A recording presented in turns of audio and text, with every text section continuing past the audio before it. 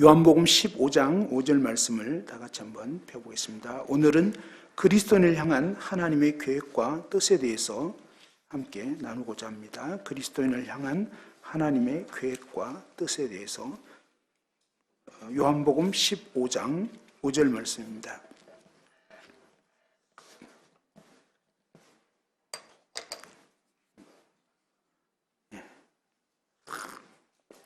다 같이 한번 읽어보겠습니다. 시작. 나는 포도나무요 너희는 가지라. 그가 내 안에 내가 그 안에 거하면 사람이 열매를 많이 맺나니 나를 떠나서는 너희가 아무것도 할 수 없음이라.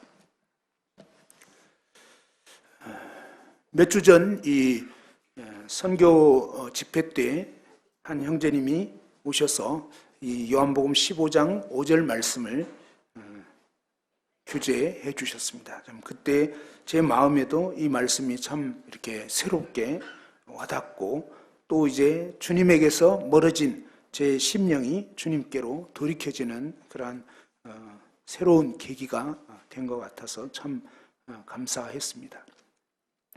제가 이제 순천교회 집회 마지막 날 아침에 조금 일찍 일어나서 씻게 됐는데 찬물로 씻었습니다. 머리를 감긴 감았는데 찬물로 이렇게 감았는데 왜 찬물로 감았겠습니까? 그 온수 설치가 안 돼 있었기 때문이 아니었습니다. 그게 아니고 좀 이른 아침이어서 이 온수 스위치가 이 안방에 있기 때문에 저는 이제 이 손님 방에 있는 상황이고 그래서 주인에게 이렇게 말하기가 좀 뭐한 거예요. 그래서 그 다음에 뭐 다행히 아주 춥진 않아서 좀 견딜만 했습니다. 그래서 오랜만에 한번 찬물로 감자 이러면서 감았습니다. 그런데 중요한 것은 이 온수 시설이 되어 있고 그 다음에 정말 얼마든지 따뜻한 물로 씻을 수 있었지만 저는 그날 이렇게 따뜻한 물로 씻을 수가 없었습니다. 이것을 보면서 어쩌면 우리 그리스도인의 삶에 있어서 참 뭔가 이렇게 살아가고 있지 않을까? 뭔가 시설은 돼 있는데, 근데 오해하는 것은 뭐냐면 우리가 이제 구원받게 되었으면 당연히 구원받은 그런 성도의 삶을 살 수 있지 않을까라고 착각할 수 있는 것 같습니다. 그런데 성경을 자세히 보면 사실은 뭐냐면 이 구원받은 성도들이 그냥 살면 찬물만 나옵니다. 비록 구원받았다 할지라도 여전히 찬물이 나오게 된다는 거죠. 한마디로 이 찬물은 그냥 원래부터 있는 그런 거잖아요. 한마디로 이 구원받은 성도들도 그냥 육신적으로 우리가 그냥 아무 생각 없이 살면 그냥 육신적으로 사는 것입니다. 그런데 이 성령으로 살고 주님으로 살고 정말 열매 맺는 그런 삶을 살려면 그냥 되어지는 것은 아니라는 거죠. 그래서 그때 이제 말씀을 전하신 분이 구원받고 15년 동안 열심히 뭔가 이렇게 주님을 나름 섬긴다고 섬겼고 했지만 자신의 삶에서 열매가 맺혀지지 않았었다고. 그랬기 때문에 이 요한복음 15장 5절 말씀은 별로 좋지가 않았다는 거예요. 왜냐하면 이 말씀에 보면 분명히 열매를 맺는다고 되어 있는데 자신의 삶에서는 열매가 맺혀지지 않고 있기 때문에 이 말씀이 괴롭고 그래서 그냥 건너뛰기 일쑤였다고 했습니다.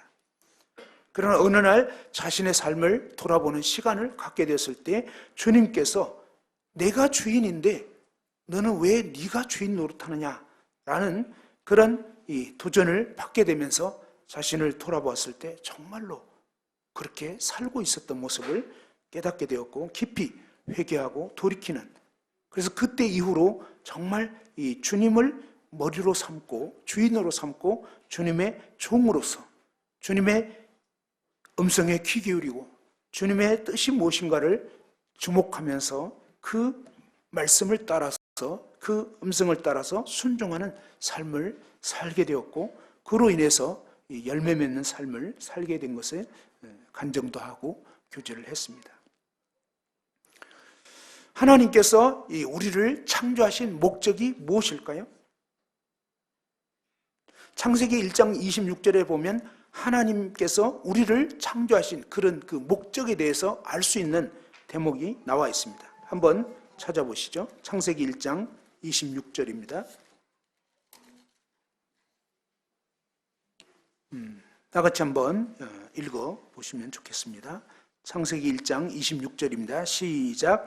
하나님이 이르시되 우리의 형상을 따라 우리의 모양대로 우리가 사람을 만들고 그들로 바다의 물고기와 하늘의 새와 가축과 온 땅과 땅에 기는 모든 것을 다스리게 하자 하시고 27절에는 하나님이 자기 형상 곧 하나님의 형상대로 사람을 창조하시되 남자와 여자를 창조하시고.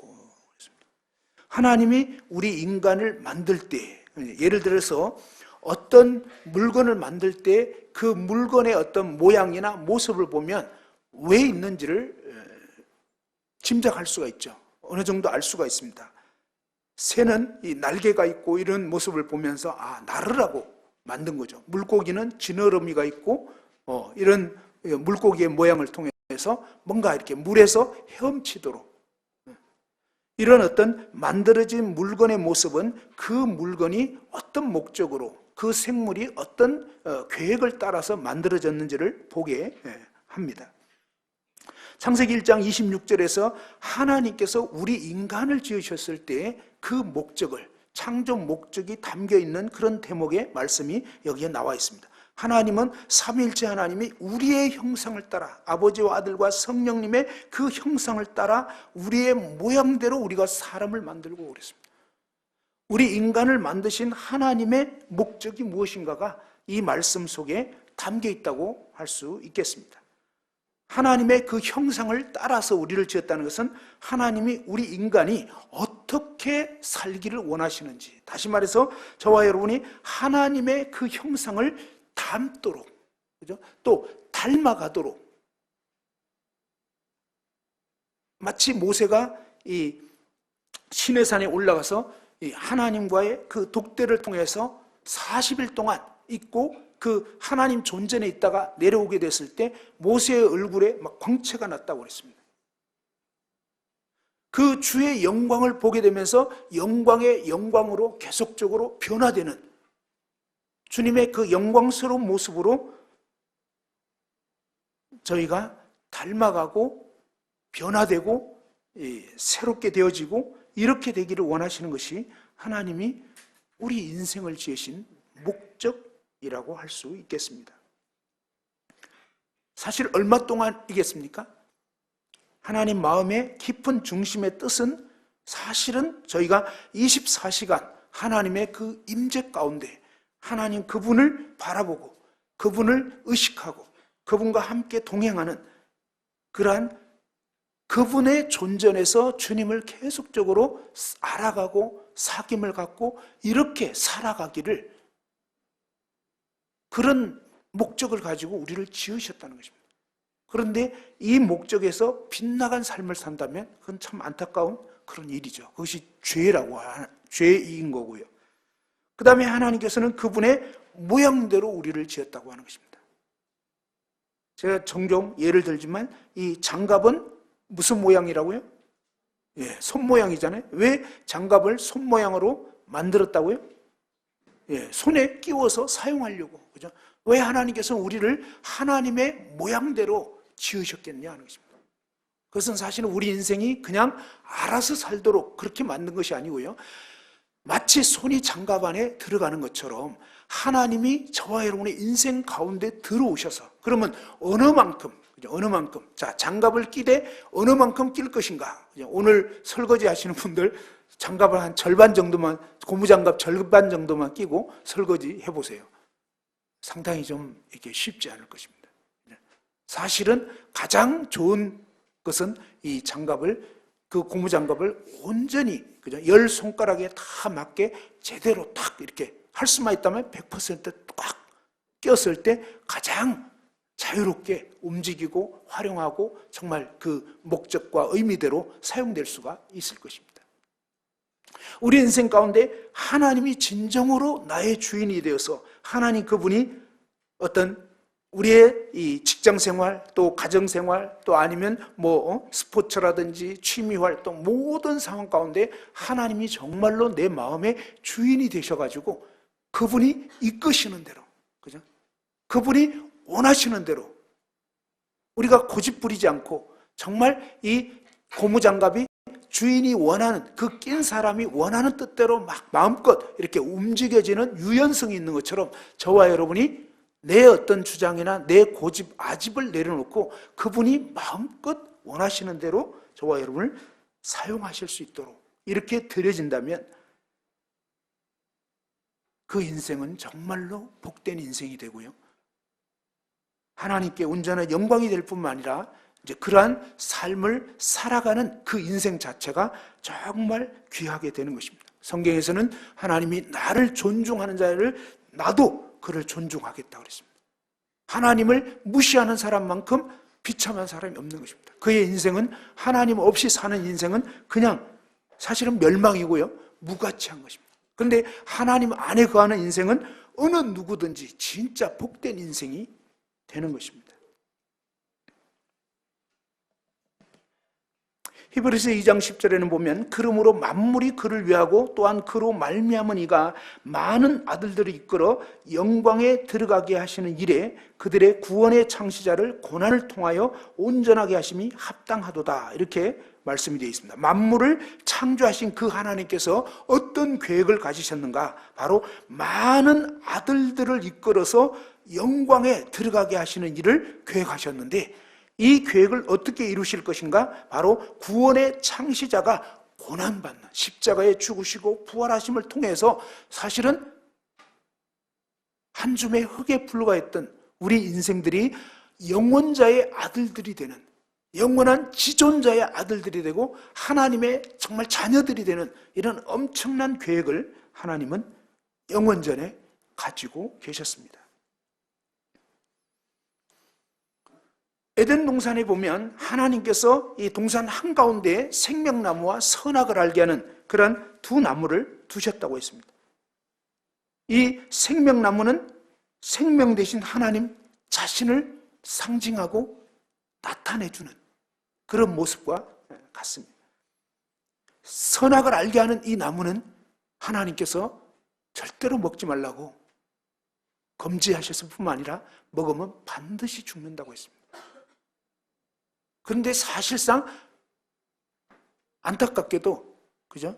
우리 인생은 생명 대신 하나님 그분을 믿고 의지하기보다는 여전히 내 생각과 내 판단과 내가 주인이 되어서 살아가기가 쉬운 것을 봅니다. 타락이 무엇이죠? 하나님을 던져버리고 하나님을 배반하고 이 사단의 꾀임을 받아서 이 선악을 알게 하는 그 나무 열매를 먹고 네가 먹으면 하나님같이 된다 그랬습니다. 사실은 저희가 이렇게 판단의 주체가 되었을 때는 다 하나님 자리를 차지하고 있는 것입니다. 왜냐하면 재판장이고 입법자이신 그분이 통치하시는 것이 아니기 때문이죠. 그래서 하나님의 이 창조의 목적과 계획과 뜻은 무엇입니까? 저와 여러분이 주인이 되는 것이 아니라 그분이 주인이 되시고 그 다음에 생명 대신 그분을 힘입어서 그분의 공급하시는 능력으로, 그러면서 그분이 우리의 삶의 또한 주인이 되시고 이렇게 살기를 원했던 것입니다. 사단은 이 선악과를 먹으면 결코 죽지 않는다고 그렇게 얘기를 했지만 사실은 이 선악과를 먹은 사람마다 아담 이후의 모든 인생은 죽을 수밖에 없게 됐습니다.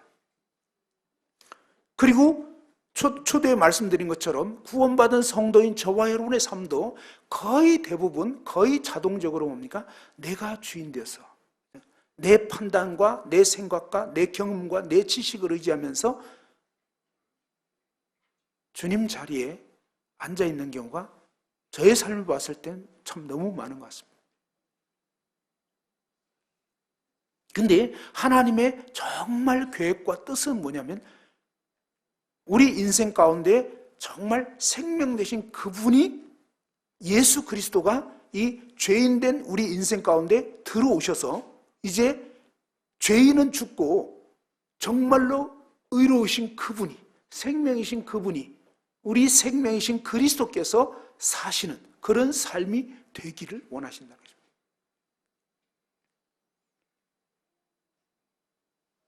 만일에 정말 저희 모두의 삶에 오직 그리스도가 주인이 되셔서 주님이 사시는 것처럼 그리스도의 그 생명이 나타나고 그리스도의 향기가 나타나고 그리스도의 마음을 품게 되고 실제적으로 성령의 능력을 의지해서 말씀이 내 생각과 내 판단과 내 어떤 경험이 아니라 정말 말씀이신 그분이 우리의 삶을 주장하시는 그런 삶이 된다면 굉장히 놀랍지 않겠습니까? 예수 그리스도 그분이 이 세상에 오셨을 때 정말 그를 만난 많은 사람들이 주님을 만나게 되고 변화를 입게 됐었습니다. 우리를 통해서는 왜 그리스도의 그런 열매가 잘 맺혀지지 않느냐 하는 거죠.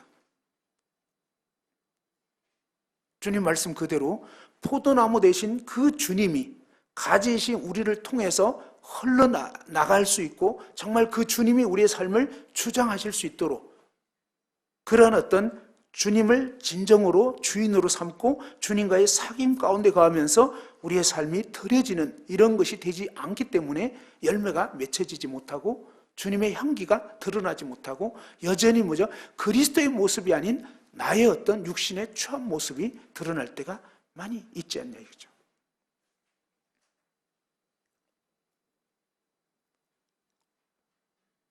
예레미야 2장 13절에는 보면 내 백성이 두 가지 악을 행하네 곧 그들이 생수에 거는 데는 나를 버린 것과 스스로 웅덩이를 판 것인데 그것은 그 물을 가두지 못할 터진 웅덩이들이니라 그랬습니다. 하나님이 지은 우리 인생이 두 가지 죄를 범했다. 첫 번째가 생수의 근원이신 하나님을 버렸다는 것입니다. 두 번째는 하나님 없이 내 스스로 웅덩이를 파면서 자기 만족을 추구하면서 나름대로 이렇게 살아가고 있는 그것이 구원받지 못한 그런 영혼들의 모습이기도 하지만 때로는 구원받은 성도인 저희들이 생명 되신 그분과 실제적인 사귐 가운데 거하지 않게 되면 저희 또한 이제 그런 어떤 상태적으로 그런 삶을 살게 되는 것 같습니다. 타락 이후에 이 하나님이 우리 인간을 향해서 뭐라고 말씀하셨고 어떻게 조치하셨고 어떤 뜻이 있는가 이것을 참 볼 필요가 있는 것 같습니다. 에베소서 2장 1절에 보면 너희의 허물과 죄로 죽었던 너희를 살리셨도다 그랬습니다. 허물과 죄로 죽었다 이렇게 성경은 말씀하고 있습니다. 구원받기 이전에 저와 여러분은 이 허물과 죄로 인해서 하나님과 단절된 상태였습니다.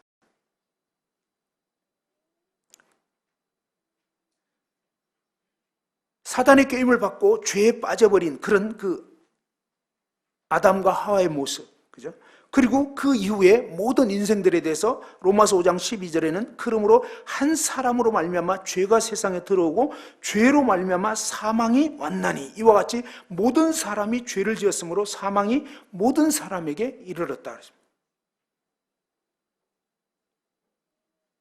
창세기 6장 5절 7절에 보면 여호와께서 사람의 죄악이 세상에 가득함과 그의 마음으로 생각하는 모든 계획이 항상 악할 뿐임을 보시고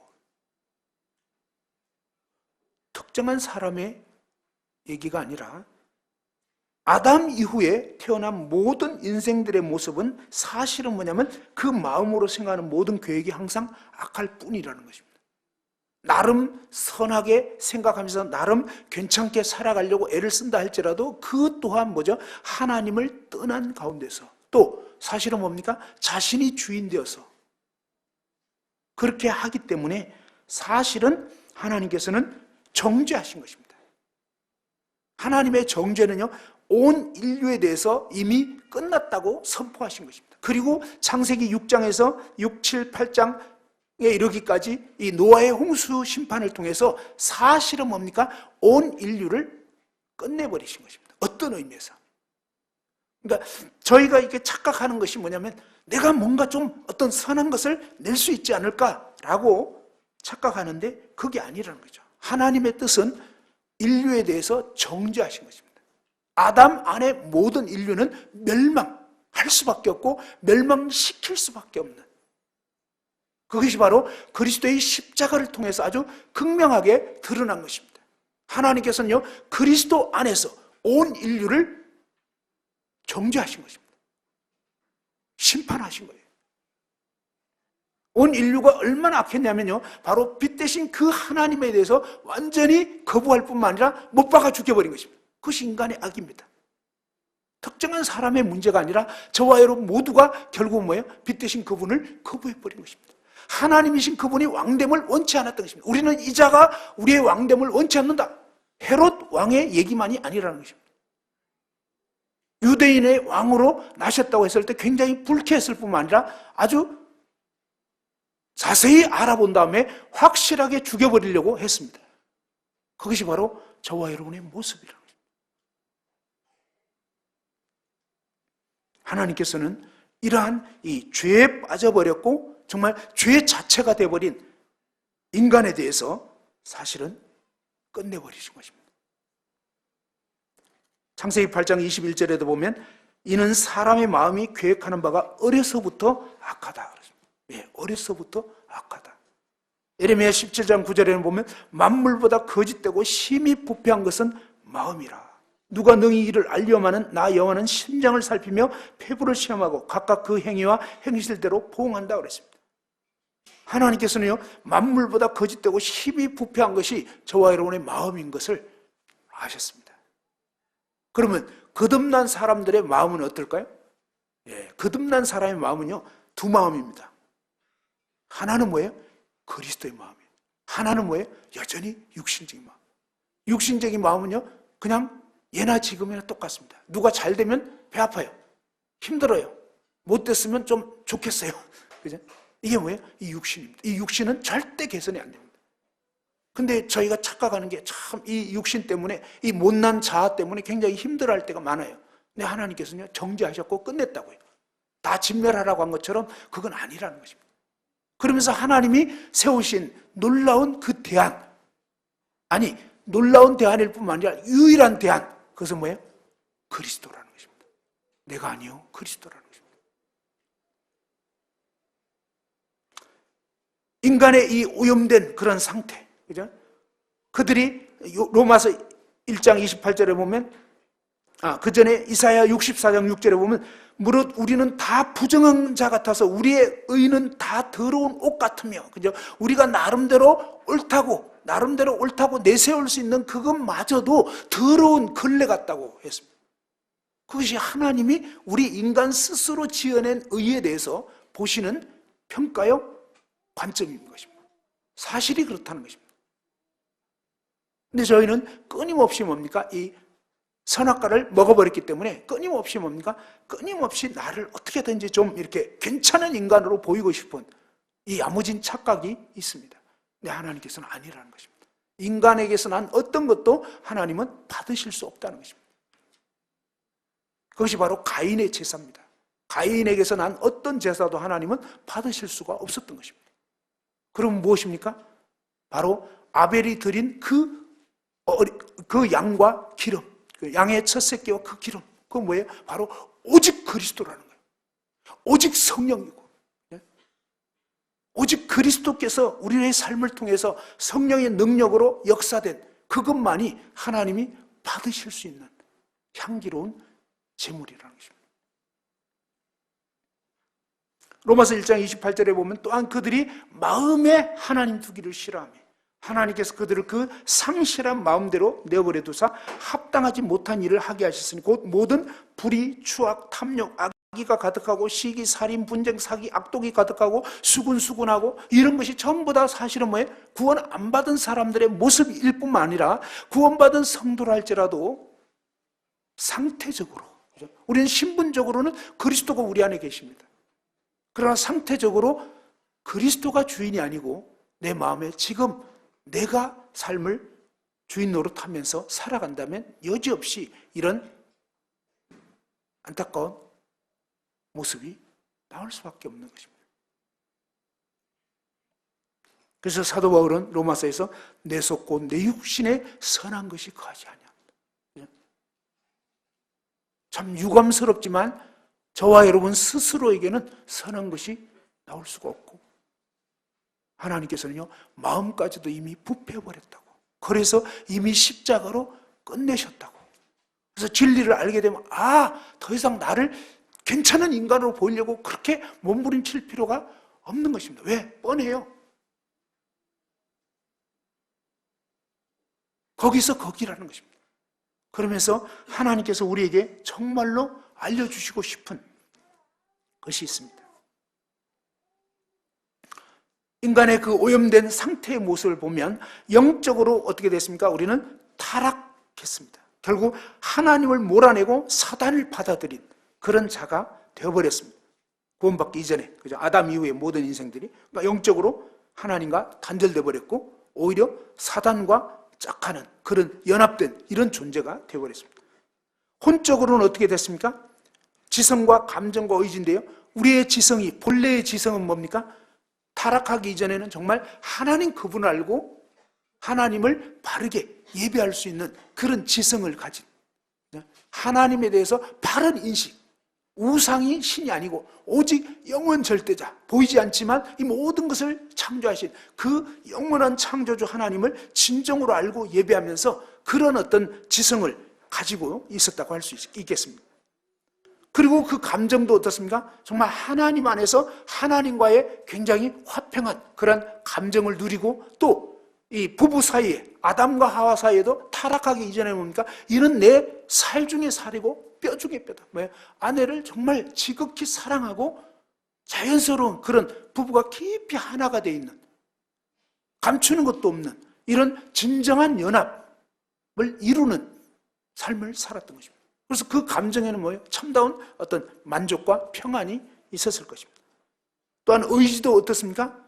아가서에 나오는 것처럼 정말 우리가 함께 가자 하면서 정말 이러한 어떤 조화와 이 하나됨을 이루면서 또 서로를 아끼고 존중하고 사랑하는 이런 의지 가운데서 살아갔을 것입니다. 그런데 타락하게 되면서 저와 여러분의 이 지성과 감정과 의지가 어떻게 되어 있냐, 우리의 지성은 어두워져 버린 것입니다. 그래서 상황을 보면서도 하나님의 일하심을 보지 못하는 거예요. 제가 그렇더라고요. 근데 하나님의 일하심은요, 저의 계산과 달라요. 이해가 안 돼. 왜 하나님이 이렇게 하시나? 그리고 심한 경우에는 어떻게 됩니까? 왜 하필 나에게? 뭐 이러면서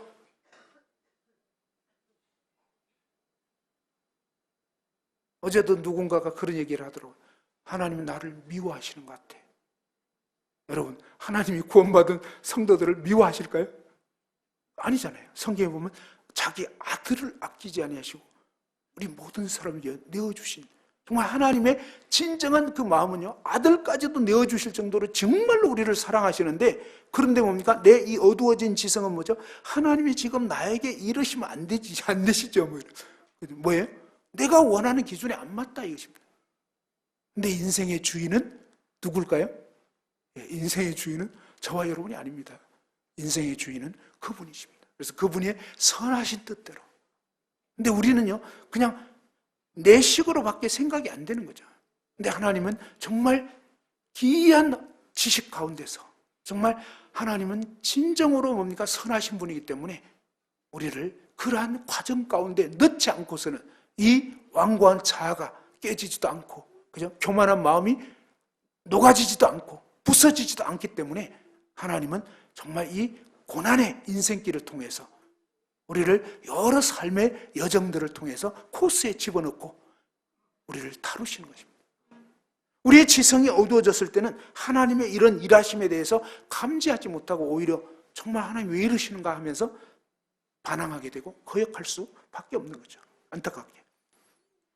그러면서 이 감정이 얼마나 부조화스럽게 되어 있는지요. 그죠? 그래서 하나님의 그 뜻을 오해하게 되고 이렇게 되는 거죠. 그리고 이 왜곡된 의지가 뭡니까? 이제는 완전히 그 하나님이 원하시는 그 뜻과는 정반대로 행하게 되는 것입니다. 그래서 저희들의 이 지성과 감정과 의지가 상당히 지금 오염되어 있다는 것을 알 필요가 있는 거죠. 그러면서 뭡니까? 끊임없이 이 거룩한 진리의 말씀을 통해서 또 교제를 통해서 여러 가지를 통해서 뭐냐면 내가 지금 이렇게 생각하는 것은 완전히 이게 잘못된 생각이네. 그죠? 우리가 빛 가운데 거할 때 또 거룩한 진리 앞에 서볼 때 내가 이 생각한 것이 너무너무 성경과 다르구나. 그럴 때 어떻습니까? 내 이 생각이 너무나 맞는 것 같지만 말씀이 진리거든요. 그래서 말씀 앞에 내 이 어그러진 생각들을 내려놓고 회개하고 돌이키는 것이 필요한 거죠. 육체적인 타락은 어떻습니까? 하나님의 뜻은요, 정말 순결하고 거룩하게 살기를 원했던 것입니다. 과음, 과식, 어떤 폭력, 또 잘못된 혀를 사용한다든 이런 것이 아니잖아요. 하나님의 뜻은 우리의 이 육체도 순결하게 보존되기를 원하고, 또 음식도 하나님의 영광을 위해서 먹든지 마시든지 무엇을 하든지 하나님의 영광을 위해서 하기를 원하셨는데, 주님이 통치하시지 못하게 되면 우리는 이렇게 절제 가운데 살아갈 수가 없는 것을 봅니다. 아무튼 로마서 6장 23절에는 죄의 삭선 사망이다. 다시 말해서 뭡니까? 하나님을 떠나서 사단을 짝했던 우리 모든 인류에 대한 하나님의 판결은 뭐냐면 사망이었다는 것입니다. 조금 남겨놓는 그런 게 아니었습니다. 아말렉을 완전히 진멸해버리라는 것처럼 사실은 뭡니까? 저와 여러분의 이 옛사람에 대해서 하나님은 끝내셨다. 그죠?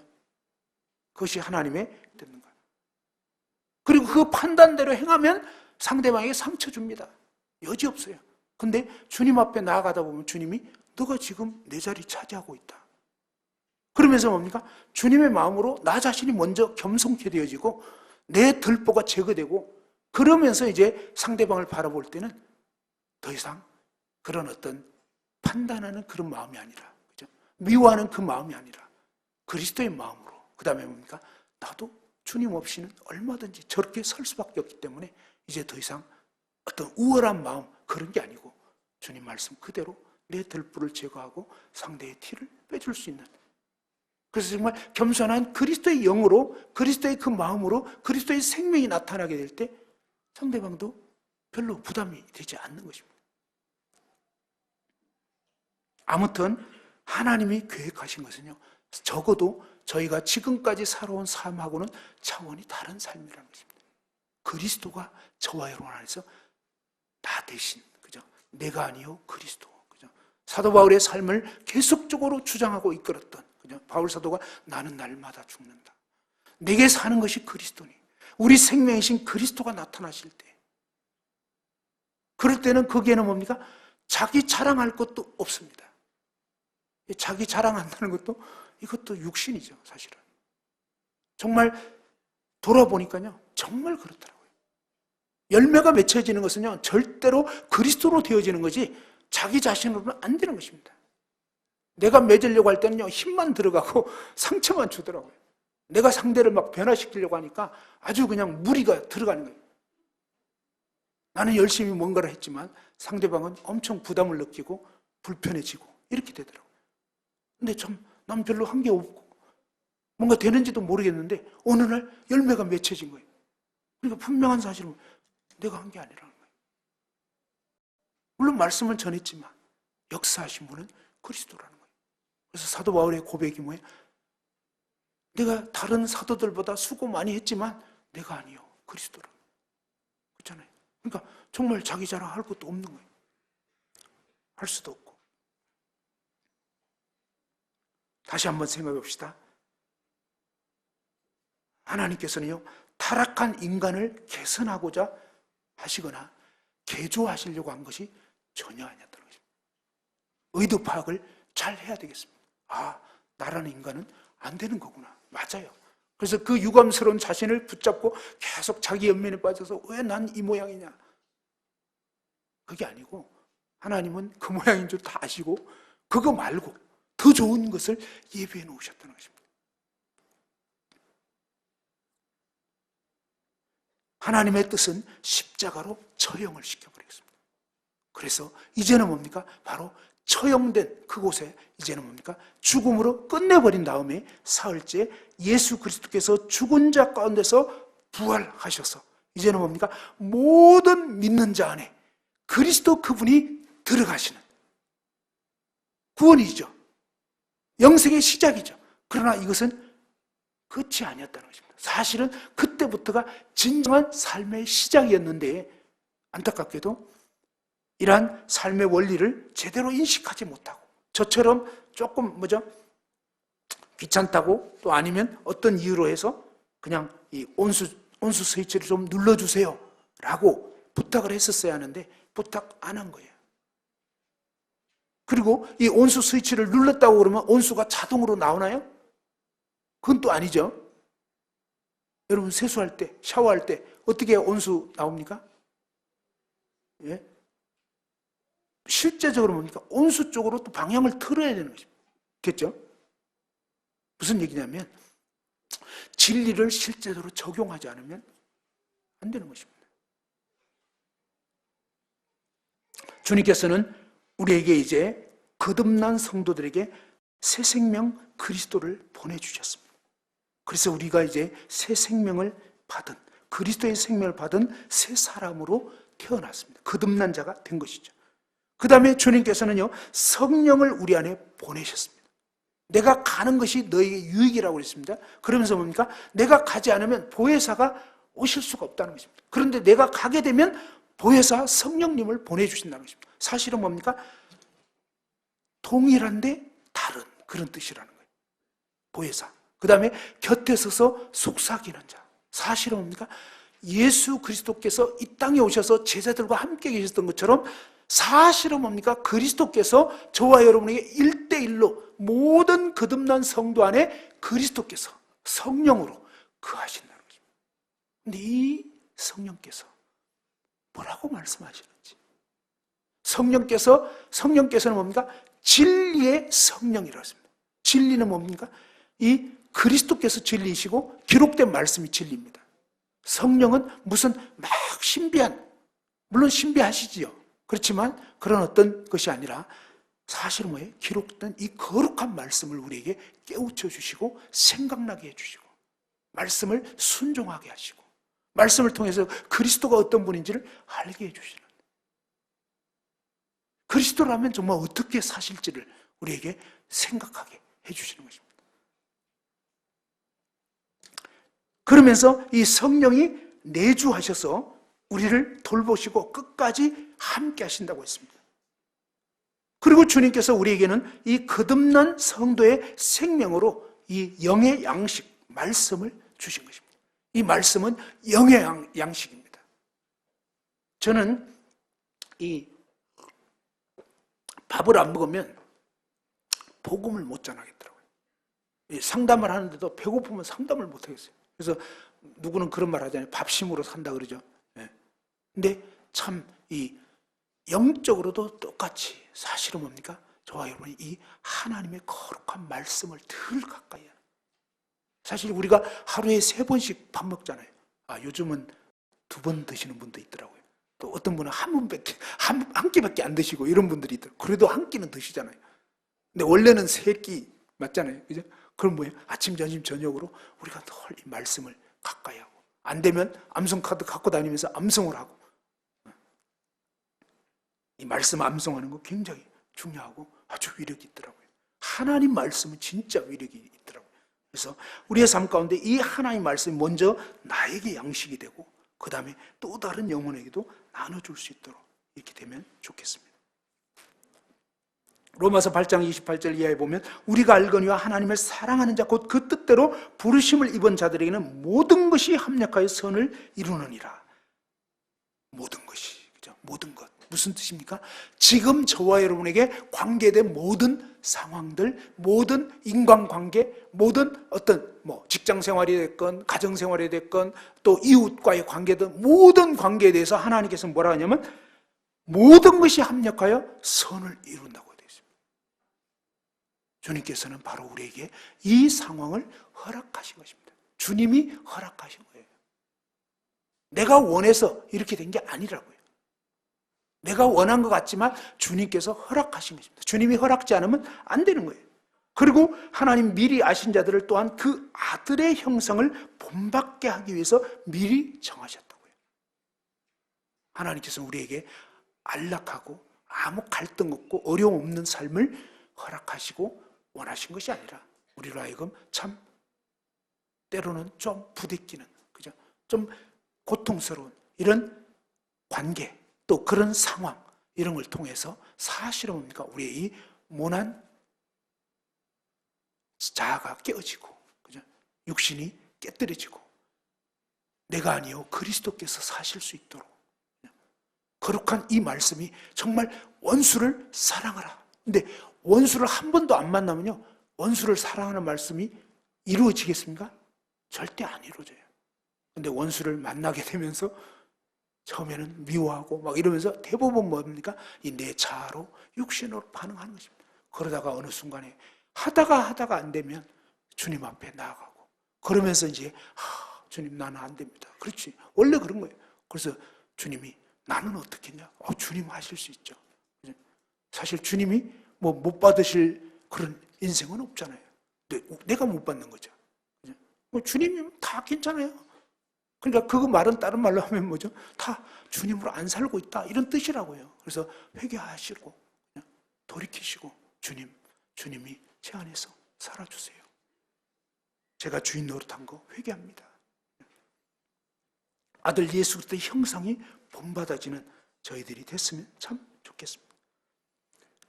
로마서 6장 1절에 4절 이하의 13절까지 쭉 보면 이 옛사람이 그리스도와 함께 어떻게 연합해서 죽었는지, 그리고 이제 어떻게 이제 새 생명 가운데서 살게 하시려고 한 건지, 그러면서 이제 이 죽음에 연합됐을 뿐만 아니라 이 부활에도 연합됐고, 그 다음에 함께 하늘에 앉히운 자가 된, 정말 우리의 이 거룩한 신분, 정말 변개할 수 없는 너무나 놀라운 이 엄청난 진리가 있지만, 안타깝게도 저희가 그 진리의 지극히 작은 부분도 잘 이렇게 누리지 못하고 있는, 어떻게 보면 은행에 막 어마어마한 그런 잔고가 있는데도 불구하고 맨날 살아가는 삶은 라면으로 때우는 것 같은, 이것이 참 안타까운 우리 그리스도인의 삶의 모습이 아닌가 싶습니다.